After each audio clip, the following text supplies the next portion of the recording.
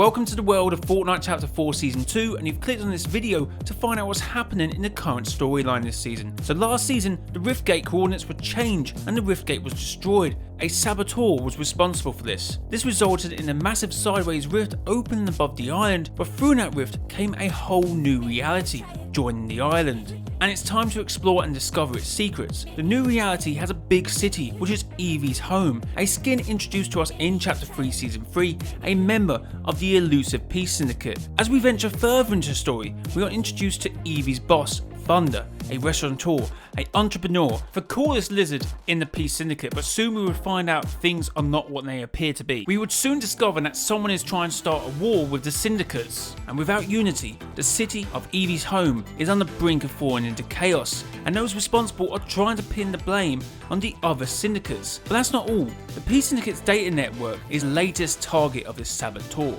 but it's up to us, the Looper, to get it back online. Thunder reveals their systems have been compromised, and all the Peace Syndicate's data about the army of the last reality has been corrupted, which is massive for the storyline. We know who the last reality are, we know what they've done before, so what does the Peace Syndicate know about them? So it's a race against time. If the saboteur is working with the last reality, Thunder tells us that an inter-syndicate war would probably be the least of our concerns. But Evie reminds us that we need to trust each other, unite the city, and find the saboteur before it's too late. The fate of the islands rests in our hands.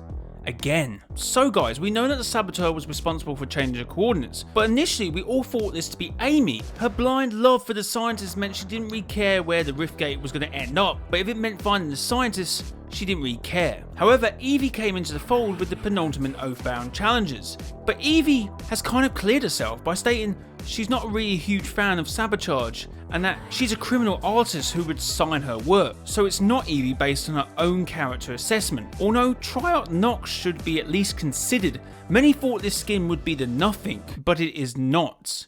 They advise staying away from the terminal, but Triarch Nox is closely positioned to that terminal, which the Looper does gain access to the Peace Syndicate's database. But this is me currently presuming that the saboteur sabotaged both the Peace Syndicate's data and the Riftgate.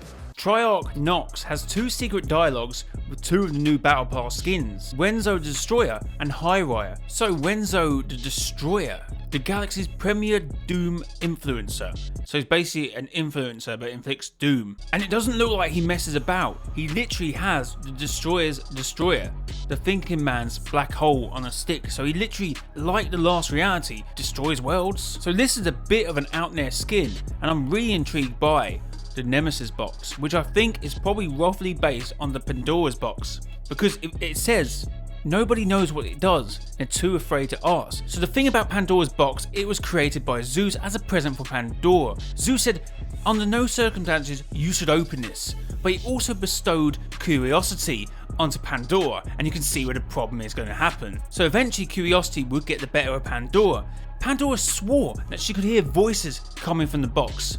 And of course curiosity would get the better of Pandora and she would open the box. So does he use the Nemesis box to destroy these worlds? And could this be the Peace Syndicate's plan? I know, more on this later though. Back to the interaction between Renzo and Nox.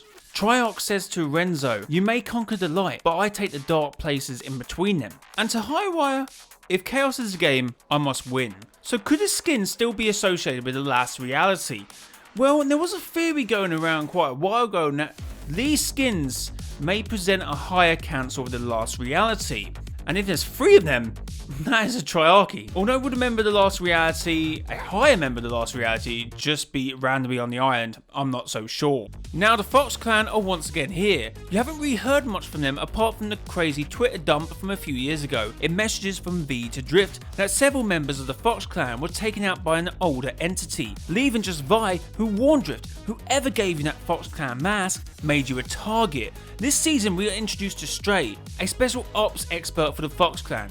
But to echo what Evie was saying earlier, the Syndicates are in chaos. Stray is ready to face his sister, the Empress Mizuki, which would put Stray and Mizuki on different sides of the Syndicates, and also put the Fox clan with the Syndicates as well. But Mizuki does live by the ideals of the clan: flow like water, cut like ice. but with her brother's arrival, it looks like they're going to come face to face. So Stray and Mizuki being on different sides, but look who is on the same side as Mizuki, it's Renzo. I think that's where this Nemesis box could come into a vital play. If you look at Mizuki, she is the depth of the ocean, the rage of a storm, a river empress, and if you look at her battling, a river guardian. That's what she is. And if we take a little trip over to the new part of the island, we can see this, marine monoliths. And let's focus on the name marine, meaning relating to or found in the sea. When we go back to Mizuki, depth of the ocean, the rage of the storm. And obviously she is also a river guardian. So is this place something to do with her? I mean, it's not just a crystal. I know the crystal has a different shape, but the corners of this box looks very similar to the edges around the monoliths. Now this is probably all coincidental and it doesn't actually link up at all, but it's an interesting point to make. Now moving on to the kinetic ore and the oathbound. Where are the oathbound? Well, it seems like the Aegis and Rift Warden have gone into hiding. I just can't see them if they are on the island. If you do see them, let me know in the comment section down below. But the kinetic ore is still strong. The new sword or the new katana is made from the kinetic ore. It has kinetic energy. As well as that, we have a new loot lake house embedded with kinetic ore, which means it shouldn't be from the old island if we still believe what Amie said, that the kinetic ore wasn't on our old island. Let's talk about Mystica, discover worlds long lost, and then we go across to her battling remnant blossom, the last living bloom from Mystica's home. So it suggests she's probably a plant-based alien similar to the Herald, but not Plaraxian. She seems to be something called a Luminaries. She of course has Oni characteristics which you think would differ from the Fox clan, but it seems like the Fox clan has no problem with Mystica and the Luminaries. They hold no grudges, but the Fox clan apparently doesn't trust anyone anyway. I wish I knew more about her, but I know very little. I've tried to do a deep dive and all I can find out is I think she wants to be famous and you should know me before I become famous. That's the sort of what I'm getting from it. And I'm sure some of you are thinking, but where is the shapeless man, Mr. JLY? I thought you said he was coming, and I thought you said he was the nothing. Well, I'm still no wiser on when he's coming, but I still believe he's something to do with the last reality. Now, we thought this guy was to do with the nothing, but one of the lines he says sounds very similar to what the shapeless man was saying in I will be in the darkness between them. That sounds like something that I think the shapeless man would actually say, but never mind, we move on from that. Now, the whole thing with the syndicates is very cool, and it's kind of how we always imagined the last reality and imagined order to be, the fact that these factions have inner factions to them. So the last reality have the Chimera and then other things, but it seems like the Peace Syndicate are the ones to actually show this in action, which is really cool. So I'm looking forward to this season and finding out all about the Peace Syndicate, the Fox clan, whatever more clans are here, the syndicates, the other syndicates, and indeed when the last reality turns back up. And we haven't even talked about the Seven. Like, where is Amie? That's obviously something to clear up as well. I have no idea, but they're not here at the moment. Guys, if you did enjoy this video, leave a like and let me know what you think about the storyline. There are so many loose ends. I can't even keep up with all of them. Guys, it's been your boy Mr. JLY. Till next time, bye bye.